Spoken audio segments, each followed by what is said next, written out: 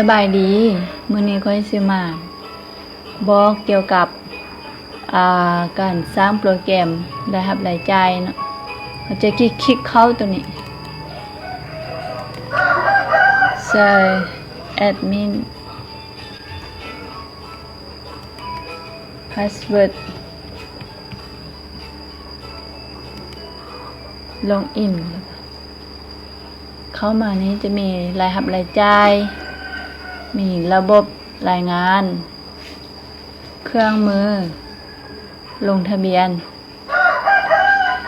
รายรับรายจ่ายมีรายรับรายจ่ายนี้เนาะ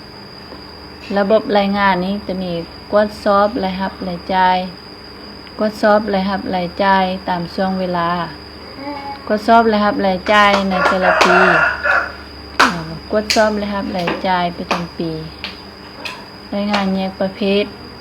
กดสอบรายรับแต่ละประเภทกดสอบรายจ่ายแต่ละประเภทเนาะมันก็มีแต่เท่านี้เนาะระบบรายงาน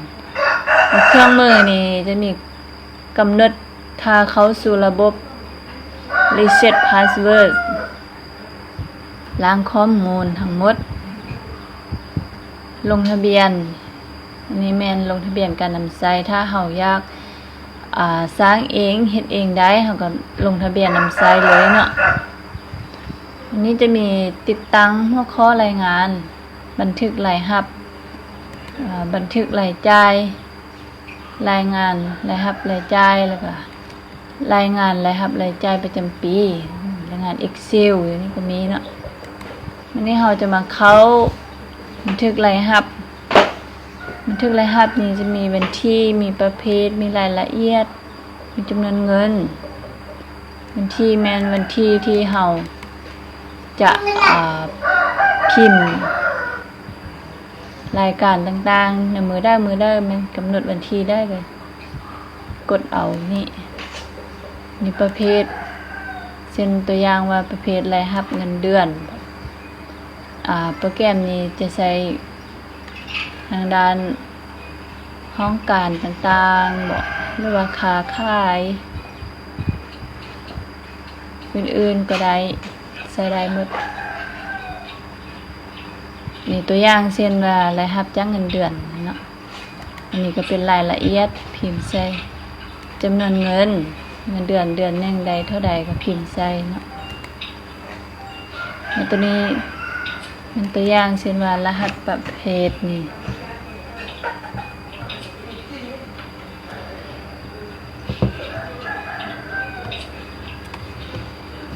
รหัสประเภท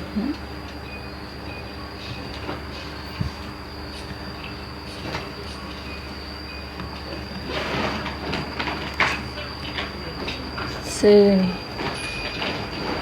สมมติว่า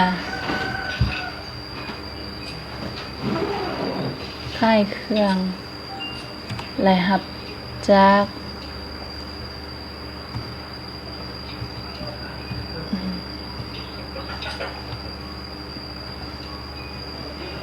ค่ายเสื้อ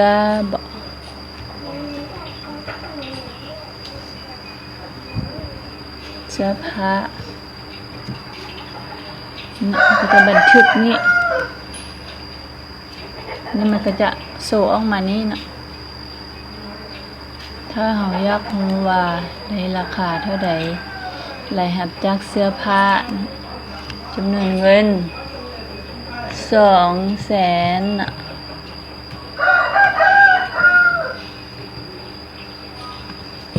50,000 250,000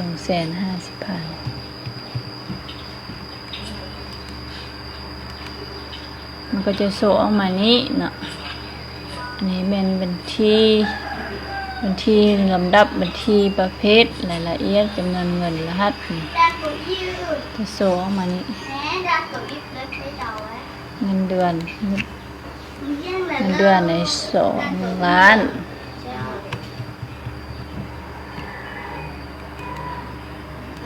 đang của ít cái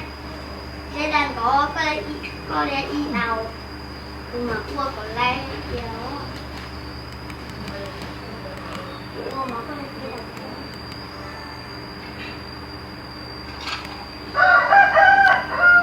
เงินเดือน2 ล้าน ขายเสื้อผ้า250,000นี่เนาะมันก็จะโซออกมานี้นี่ก็เป็นรวมยอดรายรับรวมยอดรายรับไม่ได้เอามาเบิ่งรายจ่ายก็คล้ายคือกันกับรายรับนั่นแหละมีบัญชีประเภทรายละเอียดและการดำเนินคือกันตั้งบัญชีนี้ใส่บัญชีนี้แม่นบัญชีที่เฮาบันทึกรายจ่ายทุกๆมื้อรายละเอียดอันนี้ก็พิมพ์รหัสประเภทใส่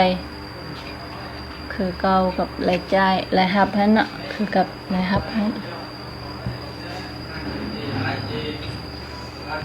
EX ใส่รหัสนั่นก็ได้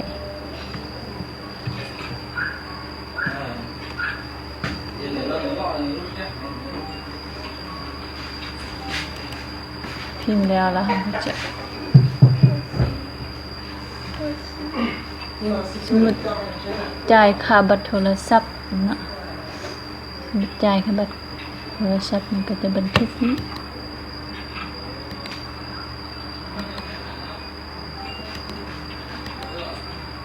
มีตัวอย่างแต่ค่าเห็นเพิ่มภาษาอังกฤษจำนวนเท่าไหร่400,000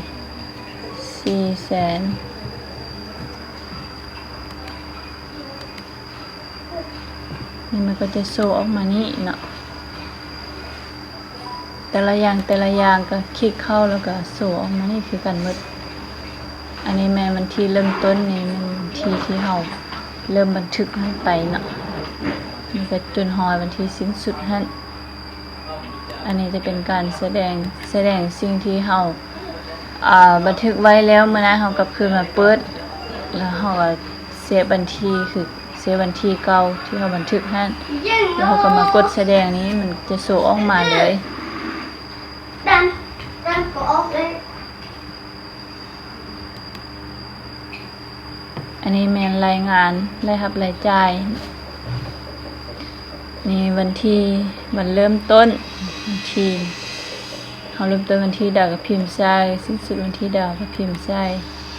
นะนี่ก็แสดงข้อมูลพิมพ์บัญชีที่เขาบันทึกแล้วเขาก็แสดงแสดงข้อมูลนี้แล้วมันก็จะโชว์ออกมาว่ามีอย่างใดเนาะรายจ่ายรายรับของเฮามีอย่างใดจะรวมกันออกมานี้แล้วก็จะโชว์อยู่ในกราฟแสดงรายรับรายจ่ายนี้รวมยอดรายรับรายจ่ายรวมยอดคงเหลือนี้จะก็รายรับประจำปีสมมุติเฮาเซฟในปีใดกดเอาสมมุติปี2019แล้วก็กดแสดงข้อมูลนี้แต่ละเดือนก็จะโชว์ออกมาเนาะโชว์ออกมาตามนี้แล้วก็มีรายรับรายจ่ายแล้วก็ยอดคงเหลือนี่จะแสดงอยู่ในกราฟนี้โอเคก็มีเพียงเท่านี้เนาะถ้าผู้ใดสนใจก็ฝากกดติดตามเด้อกด Subscribe เด้ฝากกดติดตามเมื่อนั้นจะมีโปรแกรมใหม่โปรแกรมต่างๆหลายๆอย่างมาแนะนำให้รู้จักนำอีกขอบใจ